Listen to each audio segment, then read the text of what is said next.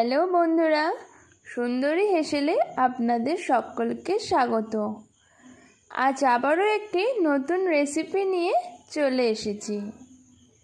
আজ আমি বানাবো দই রুই। অনুষ্ঠান বাড়িতে আপনারা সকলেই এই রেসিপিটি খেয়ে থাকেন, কিন্তু আজ আমি আপনাদেরকে খুব সহজেই অল্প উপকরণ দিয়ে দই রুই রেসিপি বানিয়ে দেখাবো। আশা করি এই রেসিপিটা আপনাদের ভালো লাগবে। চলুন তাহলে দেখে নেওয়া যাক আজকের রান্নাটি। সবার প্রথমে 5 পিস মাছকে ধুয়ে নিয়েছি আর দিচ্ছি 1 চা চামচ লবণ। আমি এখানে হাফ চা চামচ হলুদের গুঁড়ো দিলাম। এই রান্নাটাতে খুব বেশি হলুদের গুঁড়ো লাগবে না, তার জন্য খুব সামান্য পরিমাণেই দিয়েছি। ভালোভাবে লবণ আর হলুদের সাথে মাছের পিসগুলোকে আমি মাখিয়ে নিচ্ছি।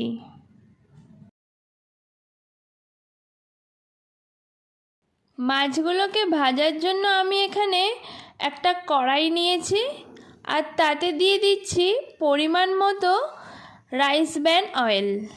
আপনারা যদি চান তাহলে রিফাইন্ড অয়েল ইউজ করতে পারেন। এবার তেলটা গরম হয়ে আসলে আমি একে একে মাছগুলোকে কড়াতে ছেড়ে দিচ্ছি।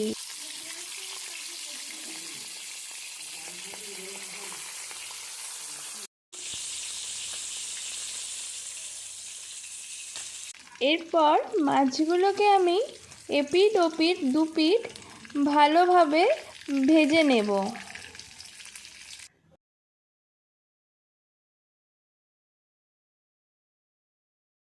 ভাজা হয়ে আসলে একটা প্লেটে আমি সবকটা মাছকে তুলে রেখে দিচ্ছি। এবার একটি পেস্ট বানিয়ে নেব। তার জন্য গ্রাইন্ডিং জারে আমি 7টা আমন্ড বাদাম নিলাম আর 8 পিস কাজু বাদাম নিয়েছি আর 1 চামচের মতো চারমগজ নিয়ে নিয়েছি। এইগুলোকে আমি একটা স্মুথ পেস্ট বানিয়ে নিয়েছি। এবার ওই মাছ ভাজার তেলে আমি ফোড়নের জন্য 3টে তেজপাতা দিলাম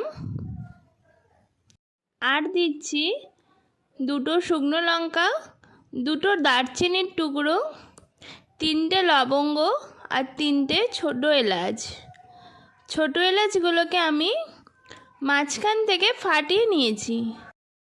আর দিচ্ছি 3টে বড় সাইজের পেঁয়াজ পেস্ট করে রেখেছিলাম সেইটা।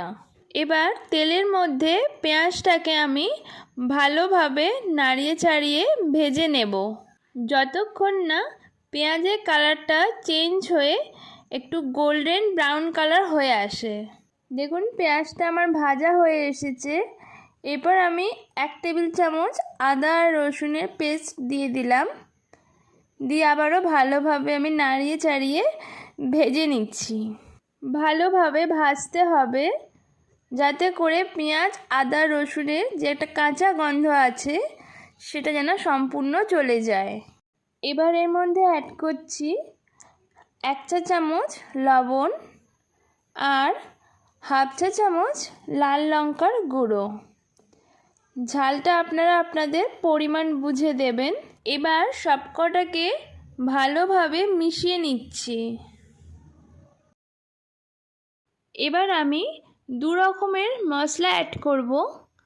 প্রথমে দিয়ে দিচ্ছি 1 চা চামচ জিরের গুঁড়ো আর 1 চা চামচ গরম মশলা গুঁড়ো দিয়ে আবারও ভালোভাবে সবটা একসাথে নাড়াচাড়া করে মিশিয়ে নেব।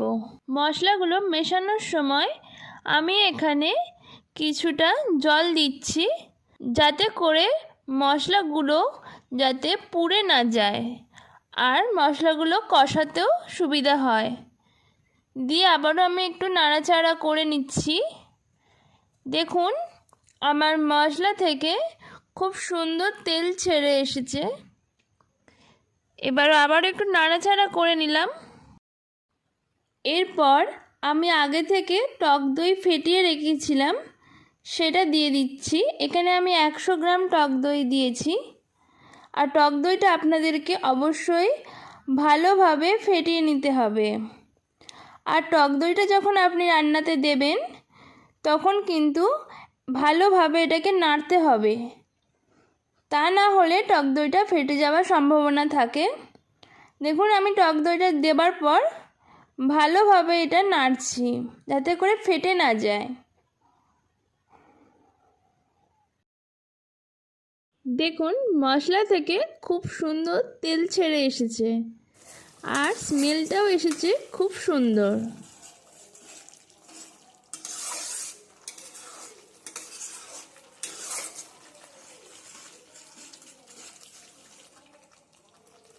এরপর আমি আগে থেকে যে বাদামের পেস্টটা বানিয়ে রেখেছিলাম সেটা দিয়ে দিচ্ছি, দিয়ে আবারও ভালোভাবে নাড়িয়ে চাড়িয়ে সবটা একসাথে মিশিয়ে নিচ্ছি। ভালোভাবে মেশানো হয়ে গেলে আমি এর মধ্যে জল দেব। আপনারা যতটা গ্রেভি বানাতে চান সেই পরিমাণ বুঝেই জলটা দেবেন। এই রান্নায় খুব বেশি জলের দরকার হয় না, আমি এখানে 1 কাপ পরিমাণ জলটা দিয়েছি। এরপর গ্রেভিটা ফুটে আসলে আমি একে একে ভাজা মাছগুলোকে গ্রেভিতে দিয়ে দিচ্ছি। আমি যেহেতু দই রুই বানাচ্ছি তার জন্য আমি এখানে রুই মাছ নিয়েছি। আপনারা চাইলে কাতলা মাছ দিয়েও এই রেসিপিটা বানাতে পারেন। মাছগুলোকে আমি একটু গ্রেভির মধ্যে হালকা হালকা করে ডুবিয়ে দিচ্ছি। এরপর আমি 1/2 চা চামচ চিনি অ্যাড করছি। এরপর একটা কাঁচা লঙ্কাকে মাঝখান থেকে আমি চিড়ে সেটা দিয়ে দিলাম। এবার গ্রেভিটাকে ভালোভাবে ফুটিয়ে নিতে হবে। ফুটে আসলে আমি একটি সার্ভিং প্লেটে নামিয়ে নিচ্ছি।